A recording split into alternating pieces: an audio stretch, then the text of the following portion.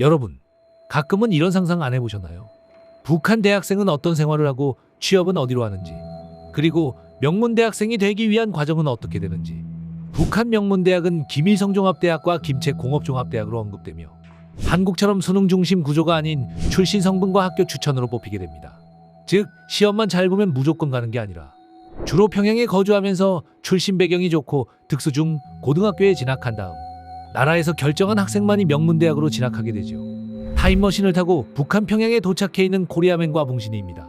한국 대학 시절 여학생이 말만 걸어도 볼이 빨개지던 코리아맨이기에 북한에서 시시도 해보고 취업도 해보고 한국보단 낫겠지라는 생각에 신이 나 있는 코리아맨입니다. 북한 명문대생으로 산다면 보여지는 특징 크게 4가지입니다. 첫째, 입학 전형. 명문대에 입학하기 위해선 특수중학교에 입학한 수재들이 대부분의 기회를 얻게 되며 단순한 학업 평가가 아니라 여러 요소들이 합격돼야 비로소 명문대학교에 갈 수 있습니다.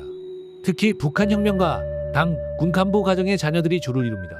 뿐만 아니라 이미 이 특수학교에 들어갔다는 건 가정성분엔 문제없다 깔고 들어가기에 명문대에 진학 확률이 급상승하며 이른바 엘리트 코스를 밟고 가게 됩니다. 특히 폰트라 불리는 대학 입학 추천권까지 존재. 각 시도 대학에 할당된 인원에 따라 우수한 학생들이 추천권을 얻게 됩니다. 하지만 특수학교가 아닌 일반 학교에 재학 중인 학생도 기회는 있습니다.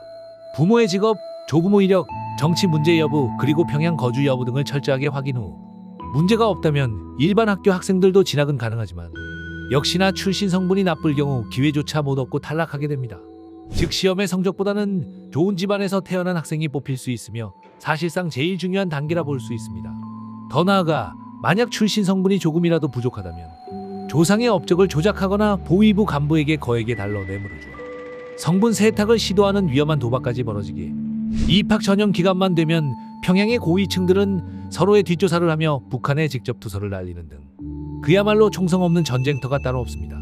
코리아맨은 목표가 김씨 베이컨의 최측근입니다. 다행히 좋은 집안에서 시작했기에 인생을 바꿀 수 있는 기회입니다. 뚱땡이 사진을 보며 열심히 더 공부에 몰두해봅니다.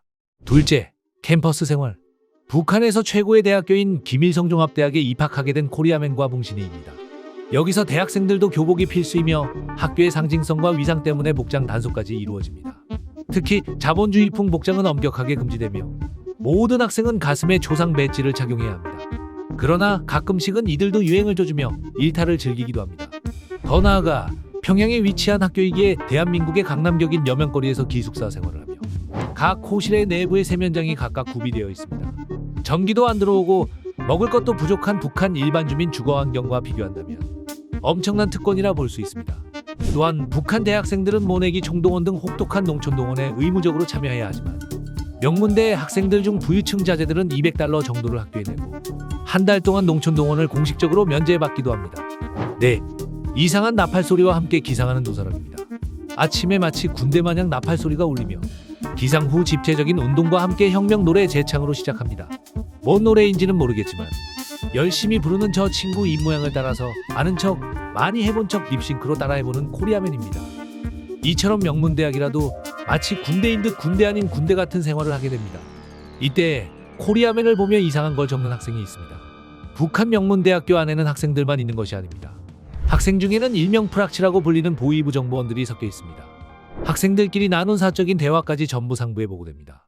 셋째, 학교 수업. 8시 첫 수업이 시작되지만 수업 시작 30분에서 1시간 전에 꼭 등교해야 합니다. 특히 정문에서는 복장과 소지품 검사를 받는 규찰대의 통제가 엄격하게 이루어집니다. 수업이 시작된다면 학교 반장이 구령을 붙여 일어서서 교수에게 인사한 뒤 시작됩니다. 또한 가장 큰 특징 중 하나는 교수가 설명하는 내용을 옮겨 적는 것이 미덕으로 통해 어려워도 아는 척 필기를 엄청나게 해야 하며 전공과 관계없이 김일성 동지의 혁명 역사 같은 정치 사상 과목이 전체 커리큘럼의 상당 부분을 차지합니다. 여기서 특이한 생활이 하나 있습니다. 학생들 일상에서 심리적 압박으로 작용하는 것이 있는데 일명 생활총화입니다. 일주일에 한 번씩 진행되는 총화로 학생들은 일주일간의 삶을 돌아보며 자신의 잘못을 고백함과 동시에 다른 학생들의 과오를 꼭 지적해야 합니다. 더 나아가 여기서 중요한 사실이 있는데 일명 오가생, 흔히 말해 기쁨조로 이미 선택된 학생의 경우 학교에서 별도의 관리와 함께 주위 학생들조차 함부로 대할 수 없는 존재가 되어버려 생활총화에서도 잘못을 지적받지 않게 됩니다. 즉, 생활총화는 단순한 반성회가 아닌 개인을 북한에 종속시키는 가장 강력한 도구입니다. 네, 코리아맨이 한 여학생에게 꽂힌 것 같습니다. 여학생이 코리아맨 과오를 지적하고 있지만 저 화난 듯한 열받은 모습이 코리아맨 눈에는 대토녀로 보이네요. 이처럼 젊음이 펄펄 끓는 나이인지라 서로 정분이 나기도 하는데 공식적으로는 자본주의적 풍기문란을 하지 말고 학업에 전념하라이지만 규찰 때의 눈을 피해 비밀 연애를 하는 경우도 있습니다.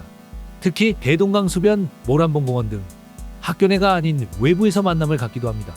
더 나아가 규찰대의 눈을 확실하게 피하기 위해 사설 목욕탕에서 데이트를 즐기기도 하며 만약에 단속에 걸리더라도 규찰대에게 뇌물을 주어 상황을 해결하는 실용주의적 태도도 보이기도 합니다. 게다가 알게 모르게 완전 똑같은 옷은 아니더라도 신발이나 가방 브랜드를 맞추는 식으로 연애를 즐기며 마치 살얼음판 위를 걷는 듯한 비밀 연애를 일삼게 됩니다. 그렇다면 학교 성적은 어떻게 평가될까요?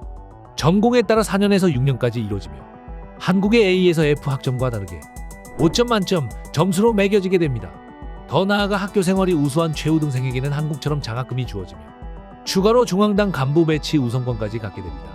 만약 학교 생활을 열심히 하네 우리나라로 치면 학사경고 이상을 맞게 된다면 학생들의 비판이 끊이질 않으며 더 나아가 퇴학까지 당할 경우 평양 거주권이 박탈되거나 곧바로 군대의 최하위 병사로 입대해야 하는 최악의 상황까지 벌어지게 됩니다. 또한 졸업장을 받기 위해선 단순히 학점만 채우는 것으로는 부족한데 북한에서 정한 졸업 국가 시험까지 봐야 합니다. 특히 전공 과목 외국어 컴퓨터와 함께 김일성, 김정일, 뚱땡이 두루치기 베이컨 사상 시험을 가장 중요한 평가 과목으로 보고 있으며 졸업 논문을 쓰고 발표까지 해야 비로소 졸업을 인정받게 됩니다. 허나 최근에는 반동사상 문화배격법이 강화되면서 대학생들의 소지품 검사는 졸업하는 그날까지 이어지기에 졸업하는 당일에 가방에서 한국 영화가 담긴 USB라도 발견될 경우 본인은 물론 그를 추천했던 학교 간부들까지 줄줄이 숙청되는 피바람이 불 수도 있습니다. 넷째, 취업. 김일성 종합대학은 일반 대학과 달리 북한에서 직접 졸업생 명단을 관리해 취업을 결정합니다. 즉 북한 체제를 이끌어갈 핵심 간부 후보들이기에 나라에서 결정하게 됩니다. 역시나 부모의 직업, 당성, 집안 내력 등을 최우선적으로 보며 대학생활 모든 성적이 아무리 좋아도 출신 성분이 낮아져 있다면 평양 외곽이나 지방으로 밀려나게 됩니다. 또한 모든 과목에서 5점을 받은 최우등생들은 김정은, 뚱땡이, 베이컨의 지시로 본인 의사와 관계없이 박사원, 즉 대학원에 강제 진학하여 연구원으로 키워지게 됩니다.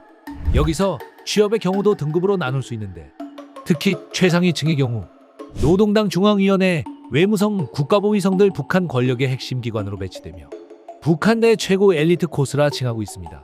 그 아래 상위층의 경우 대학 교수, 주요 국책연구소 연구원 등 평양에 남을 확률이 높지만 핵심 권력기관보다는 실무 전문가 집단으로 배치되게 됩니다.